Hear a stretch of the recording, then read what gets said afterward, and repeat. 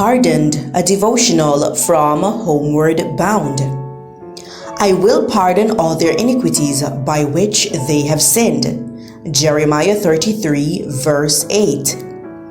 As the books of record are opened in the judgment, the lives of all who have believed on Jesus come in review before God.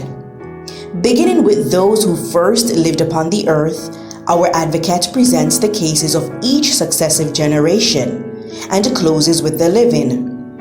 Every name is mentioned, every case closely investigated. Names are accepted, names rejected. When any have sins remaining upon the books of record, unrepented of and unforgiven, their names will be blotted out of the book of life, and the record of their good deeds will be erased from the book of God's remembrance. The Lord declared to Moses, "Whosoever hath sinned against me, him will I blot out of my book."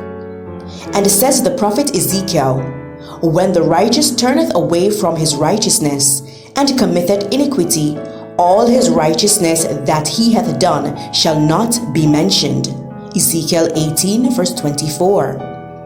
All who have truly repented of sin and by faith claimed the blood of Christ as their atoning sacrifice have had pardon entered against their names in the book of heaven, as they have become partakers of the righteousness of Christ, and their characters are found to be in harmony with the law of God.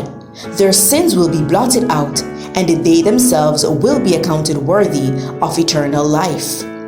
The Lord declares by the prophet Isaiah, "I, even I, am he that blotted out the transgressions for mine own sake, and will not remember thy sins."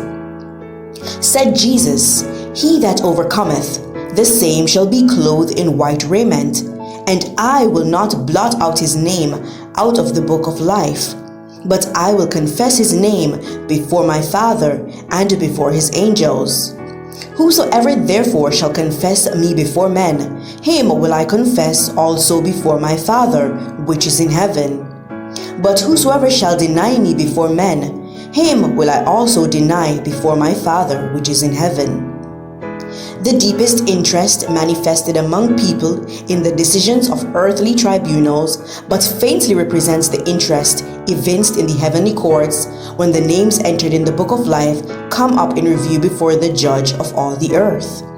The divine intercessor presents the plea that all who have overcome through faith in his blood be forgiven their transgressions, that they be restored to their Eden home and crowned as joint heirs with himself to the first dominion. This was your devotional reading. May the grace of God be with you as we await his second coming. God bless.